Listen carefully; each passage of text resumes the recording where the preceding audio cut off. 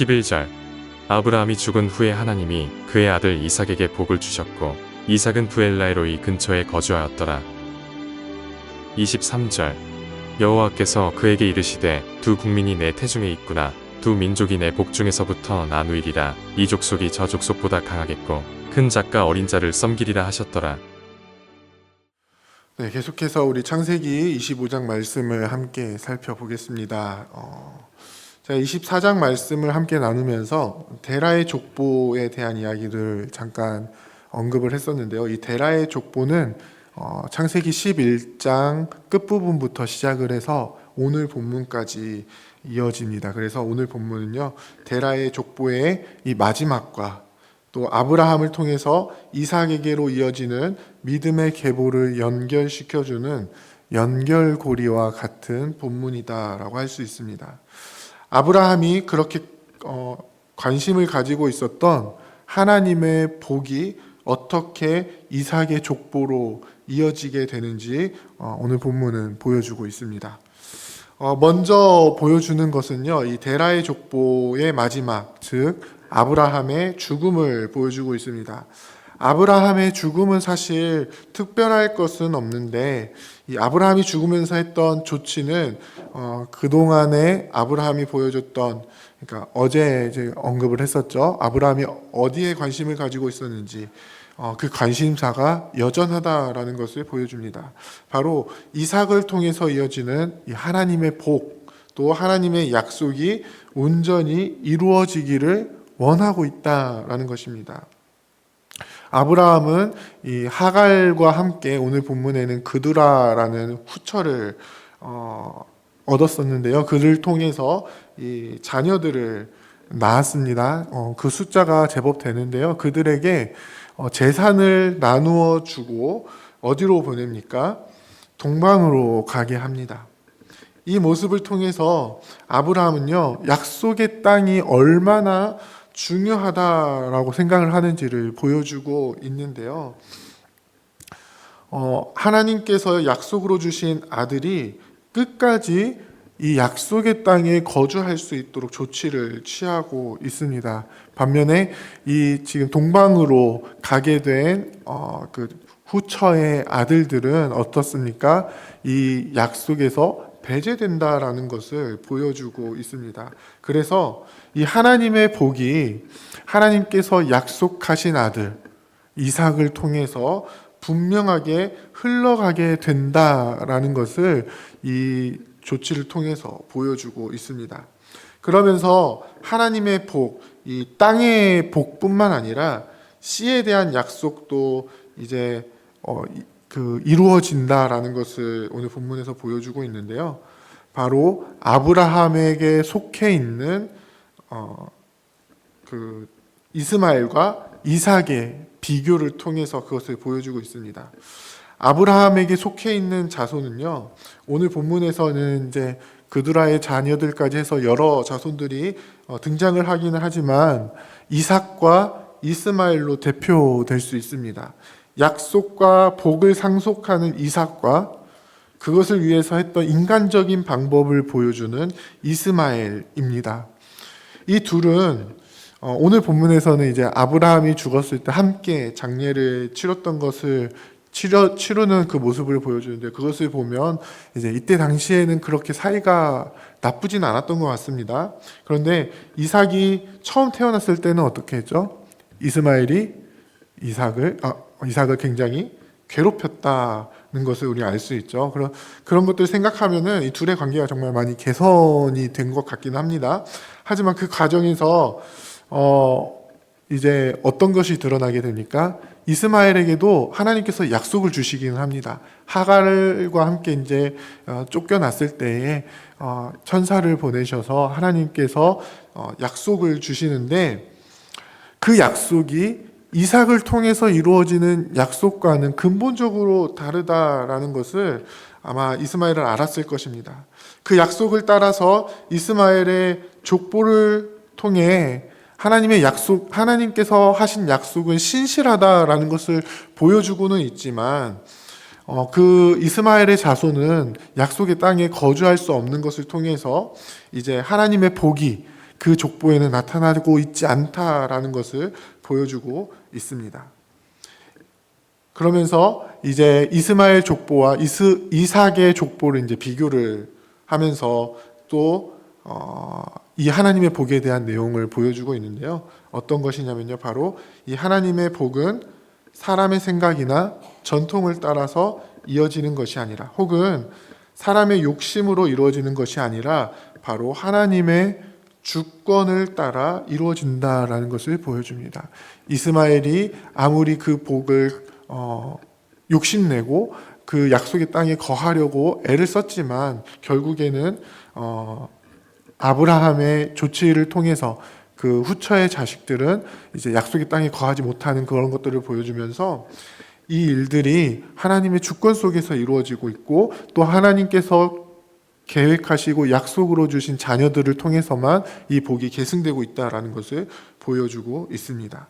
그래서 오늘 본문에서 이스마엘의 족보는 잠깐 소개만 하고 사라지게 됩니다. 그리고 나서 이제 이삭의 족보 이야기가 본격적으로 시작이 되는데요. 이삭의 족보 이야기는 어떤 이야기입니까? 이제 아브라함이 그렇게 고대했던 믿음의 계보가 이어지는 이야기입니다.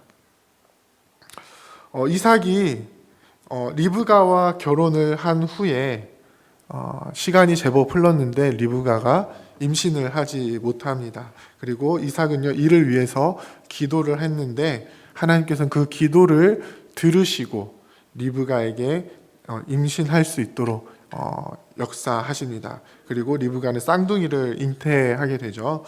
여기서 아주 특별한 기사가 기록이 되어 있는데요. 바로 하나님께서 주권적으로 작은 자를 선택하셨다라는 것을 리브가가 듣게 되는 것입니다. 어제 본문에서 자세히 다루진 않았지만 이 리브가는요, 하나님께서 주신 약속을 분명히 알고 있는 여인이었습니다. 그래서 아브라함이 그랬던 것처럼 그녀 역시 아버지의 집과 고향을 떠나서 가나안 땅으로 와 이삭과 결혼을 했습니다. 그녀는 하나님의 복이 어떻게 흘러가게 되는지에 대한 그 관심을 분명하게 가지고 있었던 여인이었습니다. 그래서 임신 중에 주셨던 이 하나님의 기도 응답이 그녀의 마음속에 남아있게 되었고요. 그래서 이삭과는 다르게 야곱을 편애하는 모습으로 그것이 나타나게 됩니다.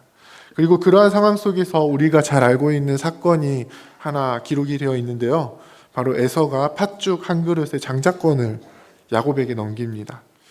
이 사건을 통해서 에서와 야곱이 장자권에 대해서 어떤 생각을 가지고 있는지가 분명하게 드러나게 되는데요.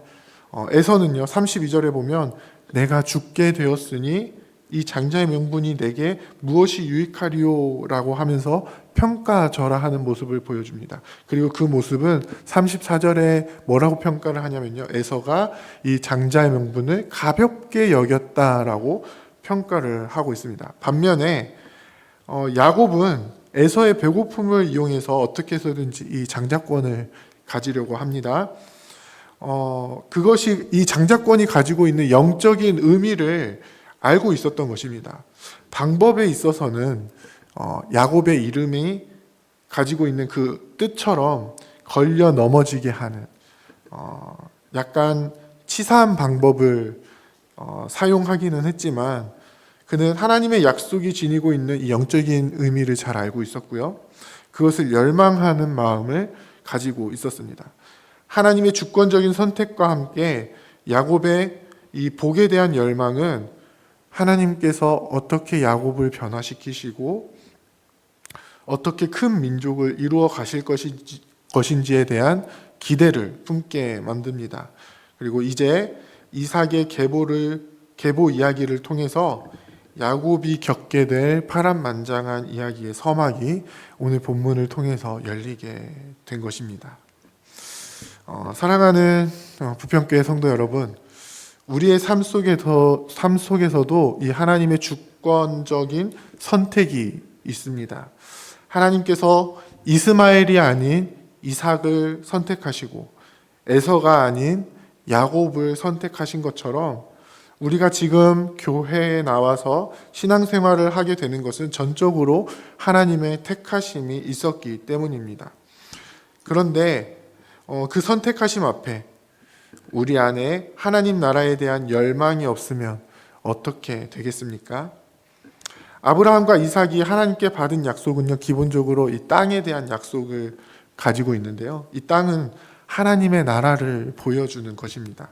아브라함과 이삭이 땅을 받는다는 것은요, 하나님께서 다스리시는 하나님의 나라를 받게 되는 것을 보여줍니다. 이를 위해서 이삭은 부엘라 헤로이에서 하나님 앞에서 늘 묵상하는 삶을 살아갔고요.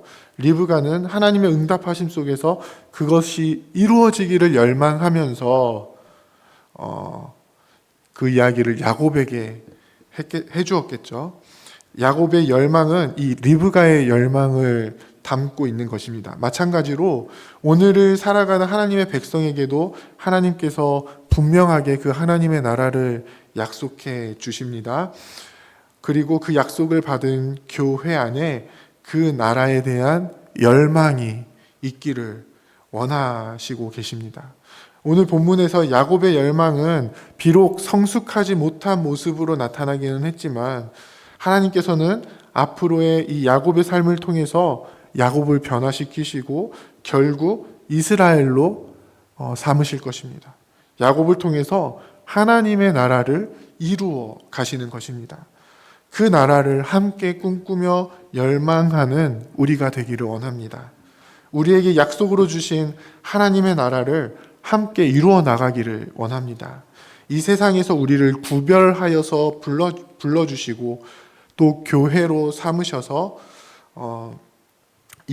이루고자 하시는 그 하나님의 나라를 우리가 믿음으로 바라보기를 원합니다. 우리가 살아가는 그 삶의 현장에 그 나라를 이루며 나아가는 우리가 되기를 원합니다. 그래서 하나님께서 약속해 주시는 그 놀라운 복을 날마다 누리며 살아가시는 저와 여러분들이 다 되시기를 주님의 이름으로 부탁드립니다. 함께 기도하겠습니다. 이제 오늘 받은 말씀으로 함께 기도하겠습니다. 하나님께서 우리를 택하셨음을 온전히 믿으며 그 주님을 날마다 묵상하며 주님과 동행하는 삶을 살아가는 믿음의 백성이 되도록 우리를 붙들어 주옵소서. 우리에게 약속하신 하나님의 나라를 바라보며 그 나라를 열망하며 삶의 현장에 그 나라를 이루며 살아가는, 그래서 우리를 통해 하나님의 복이 이 세상 가운데 온전히 드러나게 되는 삶을 살아갈 수 있도록 이끌어 주옵소서.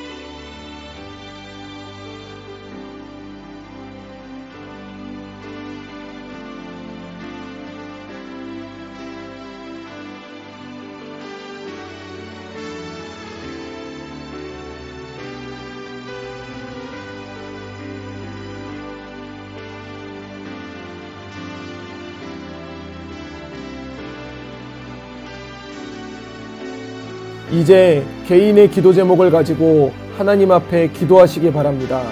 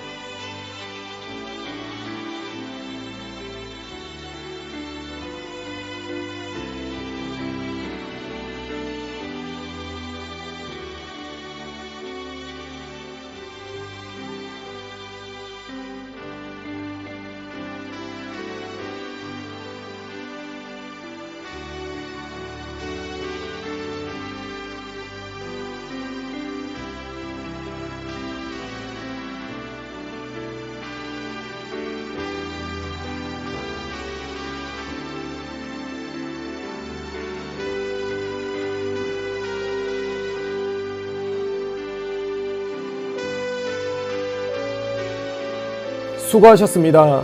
오늘도 하나님의 인도하심 가운데 승리의 하루를 보내시는 우리 재건부평교회 모든 성도님들이 되시기를 주님의 이름으로 축복합니다.